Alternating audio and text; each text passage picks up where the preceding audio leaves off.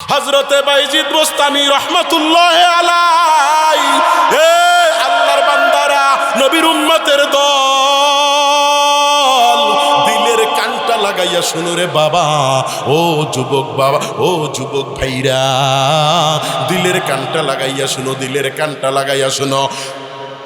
বাইজিদ বোস্তামি রহমাতুল্লাহি আলাইহি যখন ছোট ছিল, তার মা গভীর রাত্রে বলেছিল, তার মায়ের গায়ে জ্বর ছিল, প্রচণ্ড জ্বর। গভীর রাত্রে তার বয়স যখন 4.5-5 বছর, বলছিল, বাবা রে, আমার প্রচণ্ড পানির তৃষ্ণা লেগেছে, তুমি আমাকে একটু পানি খাওয়াইবানি। এবার বাইজিদ বোস্তামি সমস্ত ঘর তন্ন তন্ন করিয়া খুঁজলো, কিন্তু কোথাও কোনো পানি খুঁজে পাইল না। পানি না পাওয়ার পরে অনেক দূরের থেকে পানি আনতে গেল। পানি নিয়ে আইসা দেখে মা জননী আবার ঘুমাইয়া গেছে। কিন্তু ছোট বাচ্চা পানির গেলাস হাতে নিয়া শীতের রজনীতে সমস্ত রাত্র মায়ের মাথার কাছে দাঁড়াইয়া রইছে, কেননা মাকে ডাক দেয় না, মায়ের ঘুমের ব্যাঘাত ঘটবে, মায়ের ঘুম নষ্ট হবে। আর যদি মা ঘুম থেকে উঠিয়া পানি চায়, আমি বাইজিদ যদি পানি না দিতে পারি, আমার মা প্রচণ্ড কষ্ট পাইবে। হঠাৎ করে মুয়াজ্জিন মসজিদের ভিতরে মাইকে আজান দিয়েছে, হাইয়া আলাস সালাহ, আসসালাতু খায়রুম মিনান নাওম। যখন মুয়াজ্জিন আজান দিয়ে দিছে, আজানের শব্দ যখন বাইজিদের মায়ের কানের ভিতরে বাড়ি খাইছে, এবার ঘুম ভেঙে গেছে। চক্ষু মেলিয়া তাকাইয়া দেখে বাচ্চা ছেলে বাইজিদ 4 এরকমের পানির গ্লাস হাতে নিয়া শীতের রজনীতে থরথর থরথর করিয়া কাঁপতেছে। ডাক দিয়া কয়, বাবা বাইজিদ, তুমি কেন ঘুমাও নাই? তখন বলল, মা, গভীর রজনীতে তোমার পানির তৃষ্ণা লেগেছে, আমি পানি ঘরে না পাইয়া দূরের থেকে পানি আনছি, আর আইসা দেখি তুমি আবার ঘুমিয়ে গেছো। আমি তোমাকে ডাক দেই নাই, তোমার ঘুমের ক্ষতি হবে, এই জন্য আবার যদি তোমার ঘুম ভাঙ্গার পরে পানি না পাও, আমাকে না পাও, তুমি কষ্ট পাবে, এই জন্য পানির গ্লাস লইয়া দাঁড়াইয়া সমস্ত রাত্র কাটাইলাম। এবার বাইজিদের হাত থেকে মা পানি নিল, পান করলো, বাইজিদকে কম্বলের তলে শোয়াইয়া দিল। সঙ্গে সঙ্গে উজু বানাইয়া মা সেজদায় পড়ে গেল। সেজদায় যাইয়া ডাক দিয়া কয়, আল্লাহ রে, আমার বাইজিদ আমার জন্য যা করলো, আমি বাইজিদের জন্য দোয়া করতেছি, আমার বাইজিদকে বর্তমান জমানার শ্রেষ্ঠ ওলি সুলতানুল আরেফিন বানাইয়া দিও। এর পরের ঘটনা, বাইজিদকে নিয়ে বড় স্বপ্ন মায়ের, বাইজিদকে নিয়ে চলে গেল মাদ্রাসার ভিতরে। কেননা বাইজিদকে মাথায় হাত দিয়া বুঝাইতেছে, বাবা বাইজিদ, তুই আমার পেটের ভিতরে, তুই যখন তোর মায়ের পেটের ভিতরে, তখন তোর বাবাকে দুনিয়ার থেকে হারাইয়া ফেলাই, তোর বাবার আমানত আমার পেটের ভিতরে, তোরে ছোট থেকে লালন পালন করতে করতে এই পর্যন্ত আনলাম। বাবা রে, তোর তো ঘরে বসে থাকা চলবে না, তোর মাদ্রাসার ভিতরে যাইতে হবে, মাদ্রাসার ভিতরে যাইয়া এলেম শিক্ষা করিয়া সবচাইতে বড় একজন আলেম হইতে হবে। এই কথা বাইজিদকে বলিয়া বাইজিদকে এবার নিয়ে গেল মাদ্রাসার গেটে। মাদ্রাসার গেটের ভিতরে যাইয়া বাইজিদকে মাদ্রাসায় ভর্তি করাইয়া ওস্তাদজিকে ডাক দিয়া বলে, ওস্তাদজি, আমার বাইজিদকে দিয়া গেলাম, আমার বাইজিদ যতদিন পর্যন্ত বড় আলেম না হবে, ততদিন পর্যন্ত আমার বাইজিদকে বাড়িতে পাঠাইবেন না। জোরে কন আল্লাহু আকবার। আমার বাইজিদকে বাড়িতে পাঠাইবেন না। অনেক দিন হয়ে গেল, 3 মাস 4 মাস 5 মাস 6 মাস হয়ে গেল। এবার বাইজিদের তো মাকে দেখতে অনেক মনে চায়, ঠিক কি? বাইজিদ যার বাবা জন্মের আগেই হারিয়ে গেছে, ওস্তাদের কাছে যাইয়া বলে, ওস্তাদজি,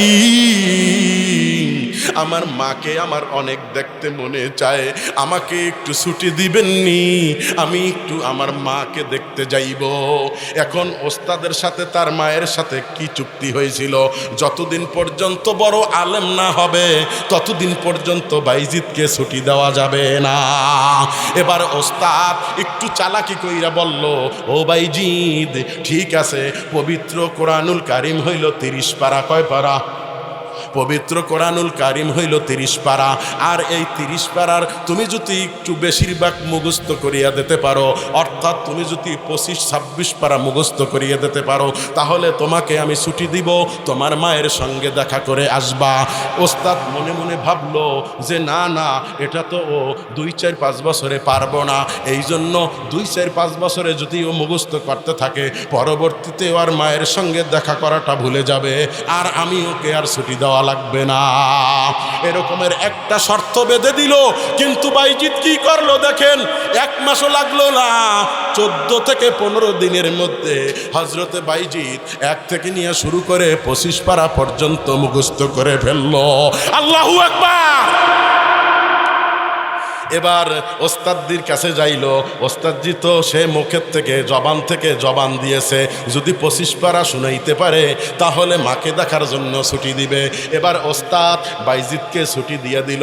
বাইজিৎ চলে গেল মায়ের দরবারে, কিন্তু হাঁটি হাঁটি পা পা করে পায়ে হেঁটে যখন গেল, যাইতে যাইতে যাইতে যাইতে বাড়ি পর্যন্ত পৌঁছতে পৌঁছতে মাগরিবের সময় হয়ে গেল, রাত্র এসে গেল, অন্ধকার হয়ে গেল। বাইজিদের বাড়িতে যাইয়া দেখে দরজাটা লাগানো, দরজার কাছে যাইয়া ডাক দিল, ও মা তুমি দরজাটা খোলো রে মা, খোলো, তোমার বাইজিৎ এসেছে, তোমার বাইজিৎকে দেখো, দরজাটা একটু খোলো। রাত্রের ভেতরে ডাকতেছে, ভিতর থেকে আওয়াজ, হা হা, যদিও কণ্ঠটা আমার বাইজিদের মতন শোনা যায়, কিন্তু তুমি আমার বাইজিদ না। জোরে কোন আল্লাহু আকবার। যদিও কণ্ঠটা আমার বাইজিদের মতন, কিন্তু তুমি আমার বাইজিদ হতে পারো না। কেননা আমার বাইজিদ বড় একজন আলেম না হইয়া বাড়িতে আসবে না। ওস্তাদের সঙ্গে আমার চুক্তি হয়েছে, আমার বাইজিদের সঙ্গেও আমার কথা হয়েছে। আমি আমার বাইজিদকে বলে দিয়েছি, বাবা তুমি বড় আলেম না হইয়া বাড়িতে আসবা না, কিন্তু একবারমাত্র 6 মাস 7 মাসের ভিতরে তুমি এসেছো। কণ্ঠ যদিও আমার সন্তান বাইজিদের মতন শোনা যায়, কিন্তু তুমি আমার বাইজিদ না। সমস্ত রাত্র শীতের রজনীতে দরজার কিনারায় দাঁড়াইয়া দাঁড়াইয়া মা মা ওগো মা বলিয়া শুধু চিৎকার, শুধু কান্না, কিন্তু না না, মা জননী তো দরজা খুললো না। মা দরজা খুলিয়া এক নজর তাকাইয়া দেখলো না। সকালবেলা শবে সাদেকের পরে, ফজরের পরে আবার হাঁটি হাঁটি পা পা করে আবার মাদ্রাসায় চলে গেল। মাদ্রাসায় চলে যাইয়া নিজে মনে মনে মনে মনে মনস্তাব করলো, না না, আমার মায়ের হুকুম আমার পালন করতে হবে। আমি এই মাদ্রাসার ভিতর থেকে বড় আলেম না হইয়া আমি বাড়িতে যাব না। কষ্ট হবে, চলবে। বাইজিদ এবার মনে মনে মনস্তাব করলো যে না, আমি আমার মায়ের হুকুম আমি পালন করব, আমার মায়ের মনের আশা আমি পূরণ করব। আমি বড় আলেম না হইয়া আমি মাদ্রাসা থেকে যাব না। এবার বাইজিদ পড়া শুরু করলো। অন্য অন্য ছাত্ররা যা পড়ে 1 বছরে, বাইজিদ তা পড়ে 1 সপ্তাহে। আল্লাহু আকবার কইতেন না? অন্য অন্য ছাত্ররা যা পড়ে 1 বছরে, বাইজিদ তা পড়ে 1 সপ্তাহে, 5 দিন 7 দিনে। এরকমের পড়তে পড়তে পড়তে পড়তে এক যুগ হয়ে গেল 12 বছর। কয় বছর? 12 বছর হয়ে গেল। এবার বাইজিদের ওস্তাদজি আল্লাহর ওয়ালি ডাক দিয়া কয়, ও বাইজিদ, কথা কিন্তু মনে রাখতে হবে, পয়েন্ট মনে রাখলে কিন্তু মজা নাই। ও বাইজিদ, তুমি তো বড় আলেম হয়ে গেছো, তুমি তো মুফতি সাহেব মুহাদ্দিস সাহেব হয়ে গেছো, তোমার তো আর লেখাপড়া নাই, তোমার তো লেখাপড়া শেষ হয়ে গেছে। বাইজিদ রে, আগামীকাল তোমাকে পুরা আলেমের, পুরা হাফেজের, পুরা মুহাদ্দিসের, পুরা মুফতি সাহেবের পাগড়ি তোমার মাথায় পেঁচাইয়া দেওয়া হবে। আল্লাহু আকবার। বাইজিদ, আগামীকালকের তোমাকে সুন্দর মতন, তুমি আলেম হইছো, আলেমের সনদ তোমাকে দেওয়া হইবে। এই বলিয়া রাতের বেলায় যখন ওস্তাদজি ঘুমাইয়া যায়, ঘুমের ভিতরে স্বপ্নে দেখে কি,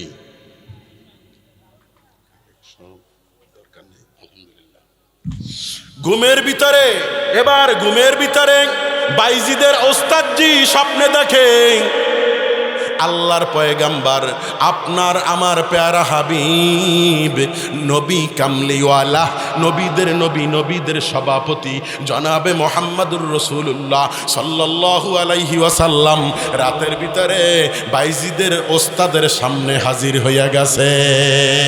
ঘুমের ভিতরে বাইজিদের ওস্তাদ ঘুমের ভিতরে স্বপ্নে দেখতেছে আল্লাহর পয়গাম্বার মোহাম্মদে আরবি সাল্লাল্লাহু আলাইহি ওয়াসাল্লাম উপস্থিত হয়ে গেছে।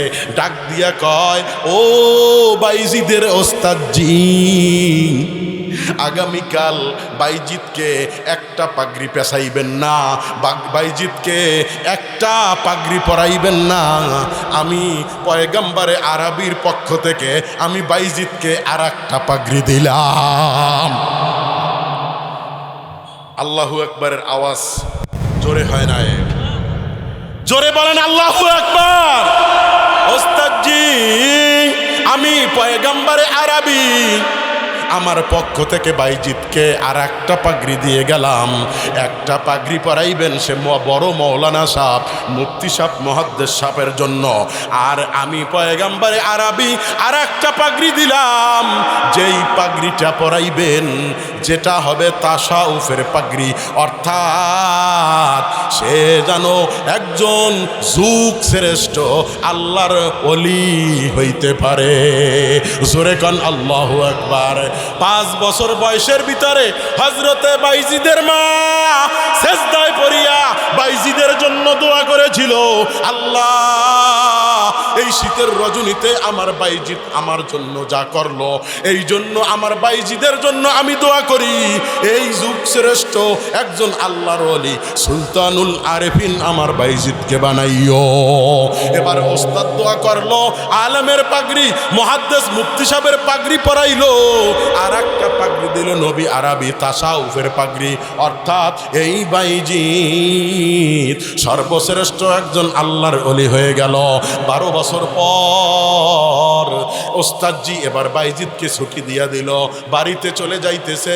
বাড়িতে যাইয়া দেখে বাইজিদের মা অসুস্থ। বাইজিদের মা কি? বাইজিদের মা অসুস্থ হয়ে গেছে। বাইজিদের মা অসুস্থ অবস্থায় শুয়ে আছে। বাইজিদ এবার ডাক দিছে, মা জননীর দরজা খুলে দিছে।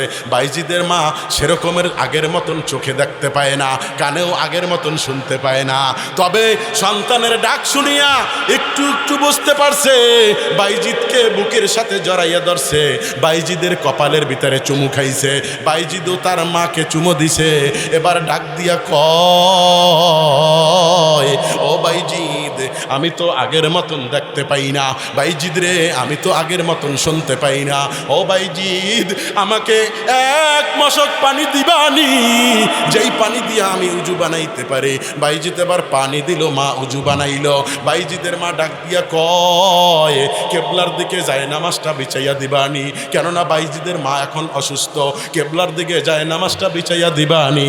বাইজিদ যায় নামাজ কেবলার দিকে বিছাইয়া দিছে। বাইজিদের মা নামাজের ভিতরে দাঁড়াইছে, সেজদার ভিতরে যাইয়া কয়, ওই মালিকের সঙ্গে কালেকশন লাগাইয়া দিছে। ডাক দিয়া কয়, আল্লাহ গো, আমার বাইজিদের আশা, আমি মায়ের মনের আশা আমার বাইজিদ পূরণ করেছে। আমার বাইজিদ বড় একজন আলেম হয়েছে।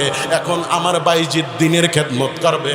আমি মা তো অসুস্থ মা, আমি মা যদি বেঁচে থাকি আমার মায়ের খেদমত করতে যাইয়া দিনের খেদমত করতে পারবে না। আল্লাহ গো, আমি বাইজিদের মার আর হায়াতের দরকার নাই, আমি বাইজিদের মাকে দুনিয়ার থেকে উঠাইয়া নাও। আমি বাইজিদের মার কারণে আমার বাইজিদ দিনের দাওয়াত দিতে পারবে না, এই জন্য আমাকে উঠাইয়া নাও, আমার বাইজিদকে দিনের দাওয়াতের জন্য কবুল করে নাও। একদিকে আল্লাহর কাছে দোয়া করে, আর একদিকে বাইজিদের মা এরকমের বলতে বলতে বলতে বলতে সেজদার ভিতরে নামাজের মুসাল্লায় যায়, নামাজের ভিতরে বাইজিদের মার প্রাণ পাখিটা উড়ে চলে যায়, বাইজিদের মা দুনিয়ার থেকে বিদায় হয়ে যায়। আল্লাহু আকবার।